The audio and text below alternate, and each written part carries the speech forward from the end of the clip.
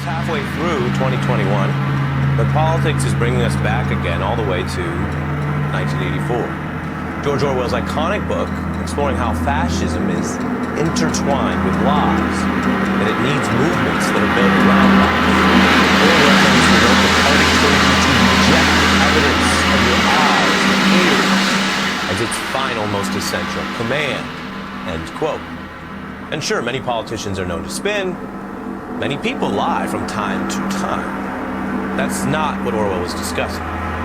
He was talking about diagnosing something deeper, how authoritarian governments demand mass acceptance of their own separate truth, and why that's so dangerous.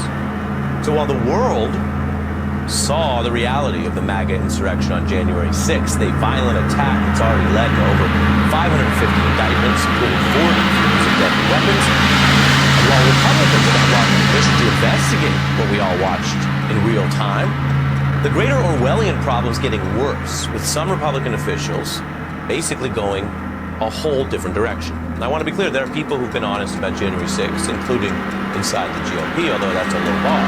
Senator McConnell said it was insurrection on the road. But tonight we need to understand, no, what you've seen here and there is something broader, and that's something we're seeing accelerate. More and more Republicans and conservative leaders embracing lies about the attack. There are signs that blatantly rejecting the evidence of your eyes and ears has become a litmus test for some hard-right figures. This matters for truth and justice, and how these lies spread matters for our future as a country. So right now, we turn to a special fact check to swiftly shred 10 of the emerging lies about these riots. Now, for this fact check, we are not going to re-air any misinformation on its own. Anything you hear will be played with the actual documentary evidence of what actually occurred. Number 10, a megaphone over at Fox News, which had been invested in laundering Trump's election lies, and turned to an alternative take on the insurrection. What happened today will be used by the people taking power to justify stripping you of the rights you were born with as an American. Obviously, this is a huge victory for these protesters. Reports that Antifa sympathizers may have been sprinkled throughout the crowd. Number 9 is an agitator who spoke at the rally, egging on some of the people who would storm the Capitol, Alabama Congressman Mo Brooks, who later lied about who showed up.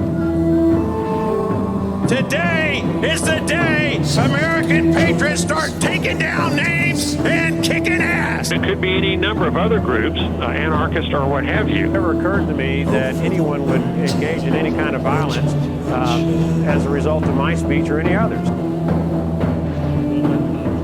Number 8 is another Republican congressman, Paul Gosar, who's pushing the lie that he says these hundreds of indicted attackers for violence and trespassing and crime, he says they were not violent. The truth is being censored and covered up. As a result, the DOJ is harassing these little patriots across the country. Imagine this, that you get to go back home once we conquer the Hill. Donald Trump has returned to being the president. We're storming the Capitol. It's a revolution.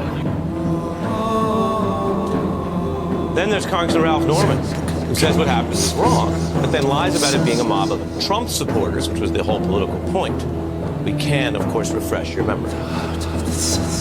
207, a mob of Trump supporters breached the steps. I don't know who did a poll that was Trump supporters.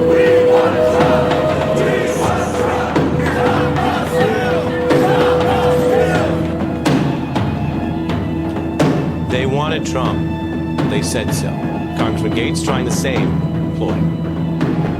Some of the people who breached the Capitol today were not Trump supporters.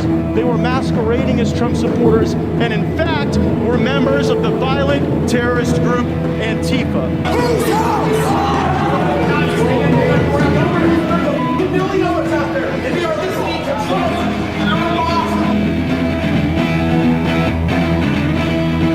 They weren't masquerading. They were the real MAGA deal. They were embraced by MAGA, represented MAGA, and we have more evidence to fortify.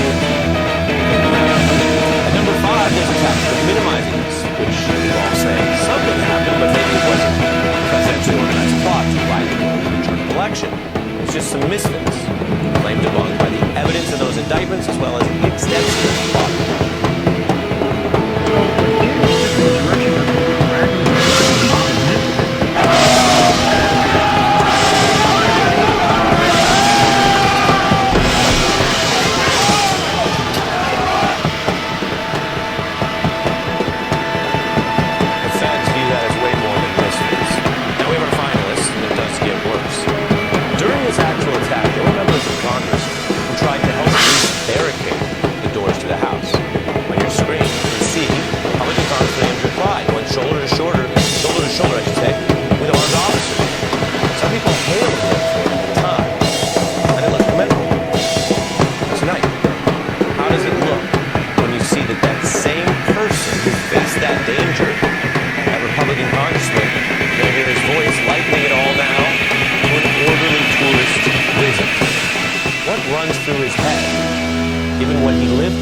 did that day, what he's saying now as he spews this garbage. There was no insurrection, and to call it an insurrection, in my opinion, is a bold-faced lie. You know, if you didn't know the TV footage was a video from January the 6th, you would actually think it was a normal tourist visit. Tourists don't take the Capitol by force. Violence is what was in play, and that brings us to Congressman Gohmert lying about the fact that many of these trespassers were armed. That's documented.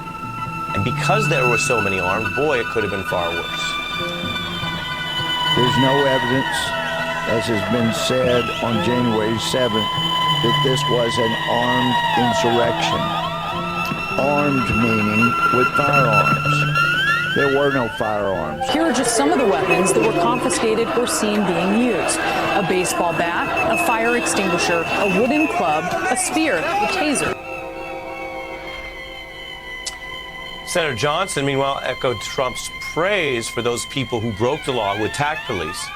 And his lie is also important to see because it's a reminder that many top Republicans know this was terrible.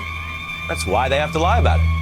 So Johnson just falsely claims the people on Team Trump who attacked police actually respect police. I knew those are people that love this country, that truly respect law enforcement, would never do anything to break the law.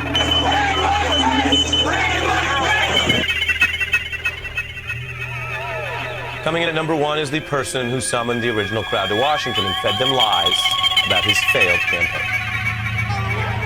And we're going to have to fight much harder. You'll never take back our country with weakness. You have to show strength, and you have to be strong. Frankly, we did win this election. We love you. You're very special. Those special people took him literally. They still do. And while Trumpism does have less power now, this whole thing was a violent attack by a slice of the electoral minority against the results in a democracy of a larger majority. But these lies are also part of the long-term playbook to end a democracy, to grow an alliance of liars who know better and some of their followers who may not, united around the idea that they are the ones who are rightfully aggrieved, that they are on the side of democracy. There's nothing novel or new about this type of threat within this system of government. To return to some other bars from George Orwell, he also wrote that to even, quote, see what's in front of one's nose needs a constant struggle. And he had tips.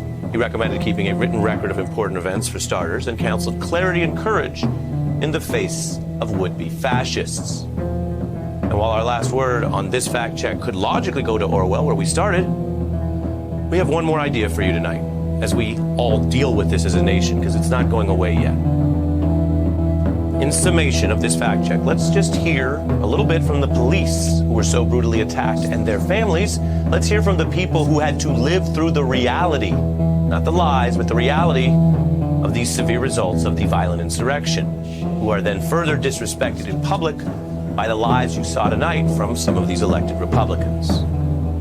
This is also the evidence. It was very scary because I thought I was going to lose my life right there. And Brian had a work ethic like second to none, and he was just there for our country. It's been excruciating. We want, members of Congress to ensure that it doesn't happen again. Priority, help. Somebody's trapped. We need help. Shots fired. This is why I'm here today. Usually I'm staying in the background, and I couldn't stay quiet anymore. They lived it. Let's listen to them a little bit.